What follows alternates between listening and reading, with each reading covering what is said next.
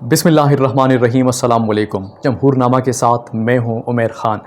ناظرین، آج international cricket council کا T20 کا ورلڈ کپ کا سب سے بڑا ٹاکرا نیو یارک میں پاکستان اور بھارت کے درمیان ہونا ہے۔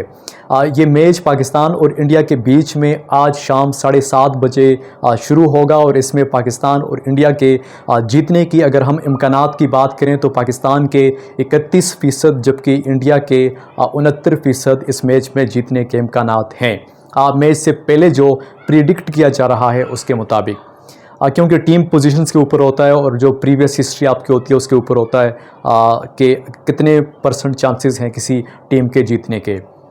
اس کے علاوہ اگر ہم وہاں کے ویدر کی بات کریں، موسم کی بات کریں، اور خاص کر وہاں پر بارش ہونی ہے یا نہیں ہونی اس کی بات کریں، تو یہ پریڈکٹ کیا جا رہا ہے، یہ کہا جا رہا ہے کہ بارش کے 51% امکانات موجود ہیں، اور یہ تقریباً 8 بجے کے قریب وہاں پر بارش ہو سکتی ہے۔ اس کے علاوہ اگر ہم پاکستان کی جو انہوں نے 11 رکنی ٹیم انہوں نے منتخب کی ہے اس کے بارے میں کہا یہ جا رہا ہے کہ آج اعظم خان کی جگہ پر عماد وسیم کو کھیلنے کا موقع دیا جائے گا، اور وہ اب مکمل طور پر فٹ ہیں، جو کہ پچھلے میچ میں نہیں تھے۔ اور اس کے علاوہ آج کا جو میچ ہونا ہے وہ بہت ہی اس ایونٹ کا سب سے بڑا ٹاکرا ہونا ہے۔ ہمیشہ کی طرح پاکستان اور بھارت کے میچ ہمیشہ سے بڑا ہوا کرتے ہیں، اور پھر ویسے تو یہ کھیلتے نہیں آپس میں، ان کی سیریز نہیں ہوتی۔ ایسے انٹرنیشنل جو ایونٹس ہوتے ہیں اس میں یہ کھیل پاتے ہیں، اسی لیے ان کا جو میچ ہوتا ہے وہ بڑا جاندار ہوتا ہے۔ اس کے علاوہ پاکستان اور انڈیا کی ٹیم کی اگر ہم بات کریں تو انڈیا کی ٹیم پاکستان سے بہتر اس لیے ہے کیونکہ پریویس ان کی کچھ ایسی وننگ سچویشنز ہیں اور ان کے کچھ ریکارڈز ہیں۔ اس کو اگر ہم دیکھیں تو پاکستان کی ٹیم کو اگر دیکھیں تو پاکستان کی ٹیم گزشتہ میچ بھی امریکہ کی جو نئی ٹیم تھی اس سے بھی ہار چکی ہے۔ تو آج پاکستان نے یہ فیصلہ کرنا ہے کہ اگر انہوں نے اس میں آگے جانا ہے تو پھر آج ان کو ہر حالت میں، ہر صورت میں یہ میچ بھارت کے خلاف جیتنا پڑے گا۔ اس کے علاوہ اگر ہم پاکستان تحریک انصاف کی بات کریں تو آج نیو یارک میں بہت بڑے لوگ نکلیں عمران خان صاحب کے حوالے سے کہ وہ مطالبہ کر رہے تھے کہ عمران خان صاحب کو رہا کیا جائے۔ عمران خان صاحب کو جو غیر قانونی طور پر یا ناحق قید میں ان کے اوپر کیسز بنا کر ان کو رکھا گیا ہے، اس کے خلاف وہ احتجاج کر رہے تھے۔ ان میں خواتین، مرد، نوجوان، ہر قسم کے لوگ تھے، ہر طبقے سے تعلق رکھنے والے لوگ تھے، اور ان کا مطالبہ تھا کہ عمران خان صاحب کو رہا کیا جائے۔ یہ پاکستان تحریک انصاف انٹرنیشنل لیول پہ یہ اپنے آپ کو ایکٹیو رکھے ہوئے ہیں۔ اس کے علاوہ پاکستان میں مختلف شہروں میں کنونشنز ہو رہے ہیں، ایونٹس کروائے جا رہے ہیں، اور اس میں پاکستان تحریک انصاف کے مختلف لیڈرز اس سے خطاب بھی کرتے ہیں۔ بلوچستان میں ہوئے، اس کے علاوہ کراچی میں کچھ ہوئے، کل سبات میں پاکستان تحریک انصاف کا بہت بڑا جلسہ ہوا، اور اس کے علاوہ آج بھی کچھ ایونٹس ہوئے پنجاب میں۔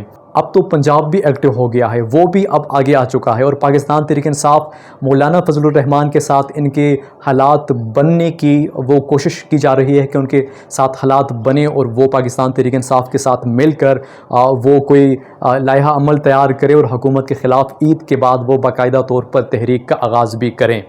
اس کے ساتھ ساتھ کل محمود خان اچکزئی نے سبات کے جلسے میں، جو پاکستان تحریک انصاف کا جلسہ تھا، اس میں جب انہوں نے تقریر کی تو انہوں نے کچھ باتیں کی۔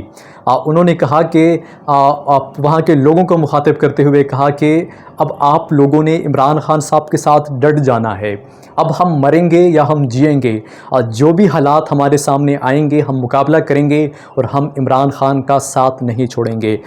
محمود خان پختونخوا میں اور پھر وہ بلوچستان میں اس کی بڑی سپورٹ ہے۔ اسی طرح فضل الرحمان کی اگر ہم بات کریں تو اس کی بھی دینی لحاظ سے، اور اس کے علاوہ بھی پختونخوا اور بلوچستان میں اس کی بھی بڑی سپورٹ ہے، اور اس کی ایک اور چیز یہ ہے کہ وہ اگر حکومت کے خلاف سڑکوں پر آئے گا تو حکومت اس کے خلاف وہ کارروائیاں نہیں کر سکے گی جو کہ عام طور پر وہ پی ٹی آئی کے ساتھ کرتی رہی ہے۔ تو یہ پاکستان تحریک انصاف اور مولانا فضل الرحمان کے ساتھ جو مذاکرات کی خبریں ہیں، پاکستان تحریک انصاف نے باقاعدہ طور پر 3 رکنی کمیٹی بھی بنا لی، اور وہ اسد کیسر کی قیادت میں مولانا فضل الرحمان سے اور جے یو آئی سے بات چیت کرے گی، اور آگے کا لائحہ عمل تیار کرے گی۔ اور اگر یہ ایک پلیٹ فارم پر آ جاتے ہیں تو پھر حکومت کا چلنا مشکل ہی نہیں بلکہ ناممکن بھی ہو سکتا ہے۔ اس کے علاوہ ایک اور چیز ہے کہ جو نیو یارک میں آج پاکستان تحریک انصاف کا پروٹیسٹ ہوا ان کے عمران خان صاحب کی رہائی کے لیے، اس کو میڈیا پہ، الیکٹرانک میڈیا پہ یا مین سٹریم میڈیا پہ اس کو نشر نہیں کیا گیا۔ کسی بھی نیوز پیپر میں، آن لائن نیوز پیپر میں اس کی کوئی سٹوری نہیں لگی۔ اب یہاں پر ایک مسئلہ یہ ہے کہ سوشل میڈیا اس کو کور کر رہا ہے۔ اب یہاں پر انہوں نے، پنجاب حکومت نے سوشل میڈیا کے لیے ڈیفیمیشن جو نیا قانون بنایا ہے وہ پاس بھی ہو چکا ہے، وہ اسی چیز کو کنٹرول کرنے کے لیے ہے۔ اور اس کے علاوہ انہوں نے فائر وال بھی جو کہ آپ کی جو کمپنیز ہیں انٹرنیٹ کی، اس میں نصب کیے جائیں گے باقاعدہ طور پر، وہ سوشل میڈیا کی جتنی بھی ویب سائٹس ہیں یا پلیٹ فارم ہیں ان کو فلٹر کیا جائے گا کہ کون ان کے خلاف پروپیگنڈا یا کون ان کے خلاف خبریں یا کون ان کے خلاف کسی ایکٹیویٹی میں ملوث ہے، اس کے خلاف وہ کارروائی کریں گے۔ تو یہ ڈرتے اسی چیز سے ہیں کیونکہ میڈیا کو یہ کنٹرول کر لیتے ہیں، میڈیا ان کے ہاتھ میں ہے، اور دوسری طرف سے اگر ہم دیکھیں تو سوشل میڈیا ان کے ہاتھ میں نہیں ہے، کیونکہ وہاں پر ایک عام آدمی، ایک عام شہری اپنی آواز اٹھا سکتا ہے، وہ اپنے خیالات کا اظہار کر سکتا ہے۔ اسی لیے یہ لوگ ڈرتے ہیں، یہ جانتے ہیں کہ عوام کے ذہنوں کے مطابق، عوام کی خواہش کے مطابق نہیں ہے۔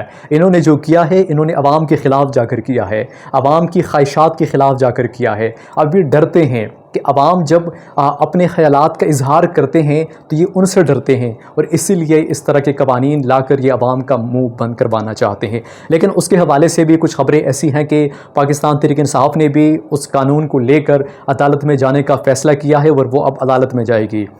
اس کے ساتھ ساتھ پاکستان تحریک انصاف کے لوگوں پر بلوچستان میں انہوں نے کنونشن کیا تھا، اسی کی وجہ سے ان پر غداری کے مقدمات درج کر دیے گئے ہیں۔ اس میں شہریار آفریدی، شاندانہ گلزار اور اس کے علاوہ پاکستان تحریک انصاف کے بڑے نام شامل ہیں۔